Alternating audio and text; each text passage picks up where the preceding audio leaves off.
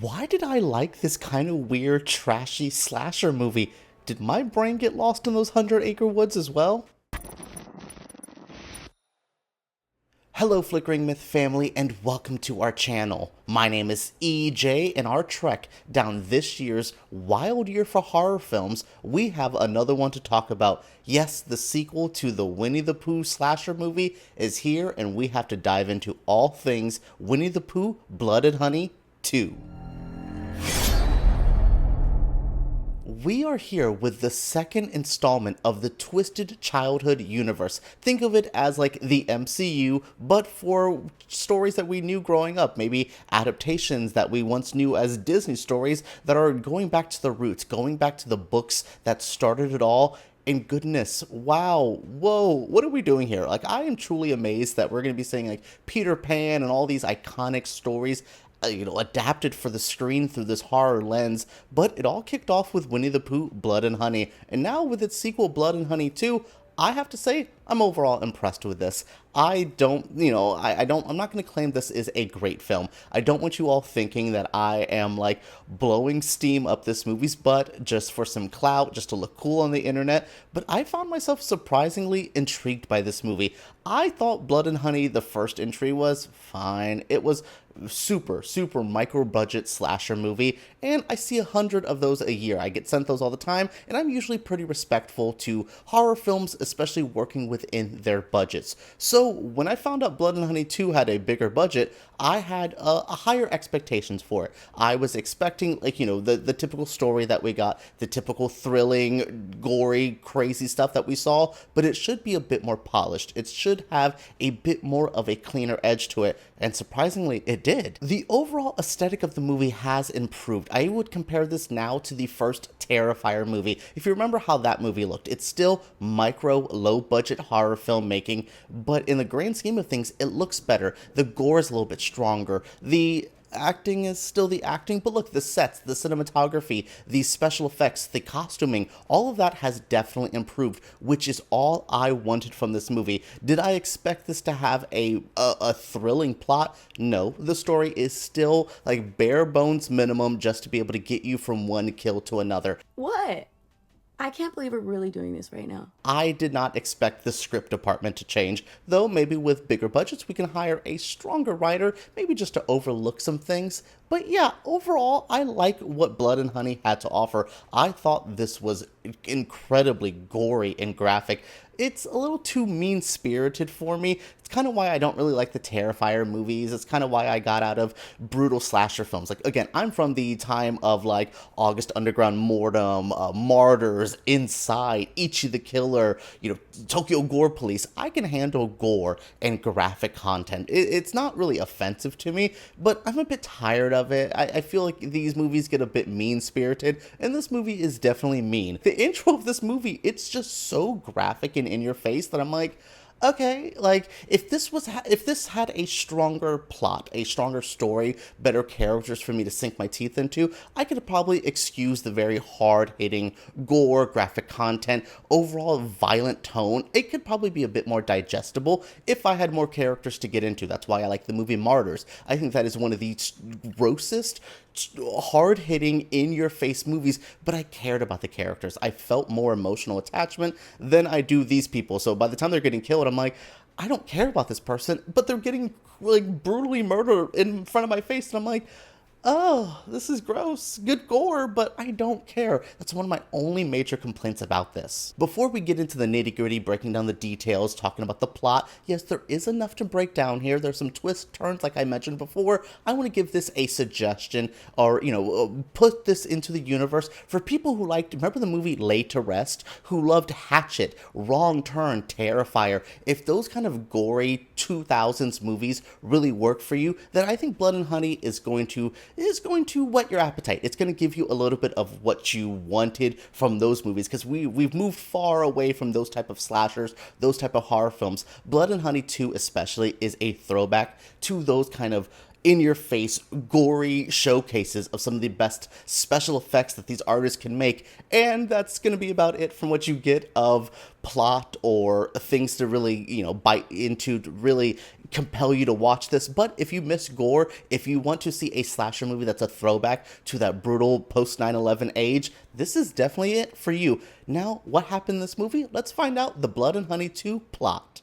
As the movie begins, we are thrust right back into the chaos. I mean, burning bodies, bear traps, oh my, they waited no time. Pooh is finishing off some kills. We are seeing the brutality, the evilness of Pooh, of Piglet, of Owl, who is here as well. Yeah, I was impressed that this movie said, no, let's not do a slow, mature opening to our movie. Let's get into it. And boy, they jumped right into it. But instantly, after this first kill, we are reacquainted back with Christopher Robin, who is dealing with a hard time. I think the town he lives in is really blaming him, is really looking down on him. He's villainized for what happened to everyone in the last film. It's, again, who's going to believe, hey, the giant Pooh Bear man killed my family?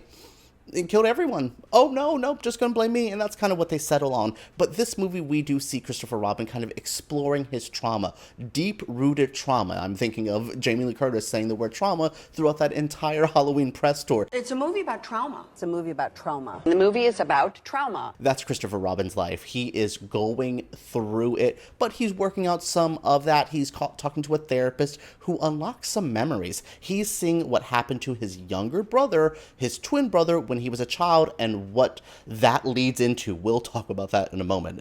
There's spoilers in this video, but that is going to be a major spoiler. So yeah, for most of the movie, we are kind of thrust in between Christopher Robin trying to, figure out his life, adjust to it, try to move on from what happened, but we also seeing Pooh, Owl, Piglet, and a new addition, Tigger. They are deciding, well, we're going to get Christopher Robin. He still left us here. We're all the monsters in the woods. And I'm like, I still feel, I don't trust Owl. I really feel like if we could have, maybe in the Avengers universe that this is going to be, we're going to learn Pooh maybe isn't really that bad. He just is one of the most brutal slashers I've ever seen. But yeah, so the movie's kind of going back and forth between the plot of trying to get Christopher Robin's life and seeing brutal kills. Like there's these random hunters who are trying to get revenge for their sister that was murdered, and then they end up shooting Piglet. But we also see Owl and Pooh take care of them very easily. One of those hunters survive, so they're able to kind of go to the town, say, hey, I was attacked by a giant man in a Winnie-the-Pooh mask. Surprise, it's not a Winnie-the-Pooh mask. It's just this weird hybrid human being made by some doctors. We will get to that in a second. So yeah, Christopher Robin is kind of off the hook for a little bit. People are starting to believe that these murders are being handled like this. So what does he do? He gears up for a final third act battle. Yeah, we're almost there to that conversation. We'll talk about the twists and turns in the section of the middle part of this movie, but we're truly gearing up for the big final act early on. It's a rave. We know where we're heading to. We have to get there, but first we have to learn the backstory about Pooh and how it connects to Christopher Robin. Between the what do we do to kill time kills and the let's flesh out our main character, we learn about Arthur Gallop. He is a man who was doing experiments on people and, specifically kids. They kidnap Christopher Robin's little brother. He finds that out in his, therapy sessions. They kidnap him, do experiments on him, and this is how we get Pooh. Yes, Pooh Bear is Christopher Robin's dead brother, who is now a half-animal hybrid thing that can also regenerate. Okay. I accepted a lot in this movie. Like, they would say things and I'm like, sure, that is what we're going for. Again, I like this movie for what it is, but there was times where I was like, Arthur Gallop made half human hybrid animal people that are now murderous rampage and stuff. But yeah, we do see the connection between Christopher Robin and Pooh. I think that was one of my problems with the first movie. I was just like, okay, I get you. Oh, you left us in the 100-acre woods. I got the bare bones plot, but I'm like, why are you doing this? Like, what is the reason? We figure out the reason, we get the connections, and that helps build to our third act battle, where we're seeing Pooh take down people. He kills Christopher Robin's family, he kidnaps his little sister Bunny, And now Christopher Robin said, bro, it's done. Let's get it. We go through a rave scene, more deaths. If you're going to watch like the kill count for this video, you're sure likely going to get a high number for this movie. Maybe, I don't know. A good amount of people died. Definitely sequel slasher body count worthy. But we're really leading up to one. Christopher Robin taking care of Tigger. Yes, Christopher Robin's efficient this movie. I remember the first movie and being like, this is the worst main character for a slasher, like the worst final boy I've ever seen. Now he's improved much better because he does come face to face with Pooh at the end of this movie, faces off with our big villain, kills him, we think everything's good. Bunny, you know, his love interest, everyone's safe for now. Christopher Robin has defeated the evil. But boy, Owl has something in store for us. As we know, this is becoming a cinematic universe with a third entry already on the way. So of course, Owl has to say, everyone's regenerating. You know, the death of Eeyore is only motivating us even more. We will be back for another round of killing. And I'm like, what other characters can we do? You know, Rue, maybe? You know, the kangaroo lady? I can't think of any other people in the 100 Acre Woods who could be popping up for this third entry. We do have, like, again, Peter Pan, the other public domain people that could be popping up here. Evil Pinocchio, maybe? That would be interesting. Again, there's potential here. I don't know what we could do with a third Blood and Honey. Again, Pooh versus Christopher Robin, round 3. This ain't Rocky. I'm good on watching another just straight up round. I need something added here. But again, this movie was overall fine. I had a good time with it. The kills were good. The plot was at least trying to plot. At least there was an attempt at a story. And it feels like the direction overall, the art direction, the cinematography, the direction of talent, all of that seems to have improved. So round of applause to everyone. I sat through Winnie-the-Pooh, Blood and Honey 2, and I did not hate it. All right, everyone, that is it for my breakdown, my walk through the plot. I could have walked you down through the nitty-gritty details, but did you really need that? You can always watch it because it's going to be popping up on streaming, at least on a video on demand this week. Make sure you guys keep an eye out for that. If you're in the UK, it has been playing in cinemas, and if you missed the theatrical release in the United States, it was like 2 months ago. Sorry I'm so late on this, but I wanted to wait for the UK release. I wanted to wait to the video on demand so everyone can see it, so I can finally talk about the plot. That is it for my feelings on Blood and Honey 2. I liked it. It's fine. I had a good time with it. It's bloody. It's gross. I don't know. I see a lot of like prestige, like horror films. I saw Longlegs this year. I loved The First Omen. I thought, you know, Late Night with the Devil was great. It's been a decent year for horror, but sometimes I just want to see blood and guts, and that's exactly what this offered up. All right, guys, what did you think of this movie? What did you think of my review? Share your thoughts down in the comments below. Subscribe, give us a little thumbs up, all that jazz, and let's talk about horror films and evil Winnie-the-Poohs right down below.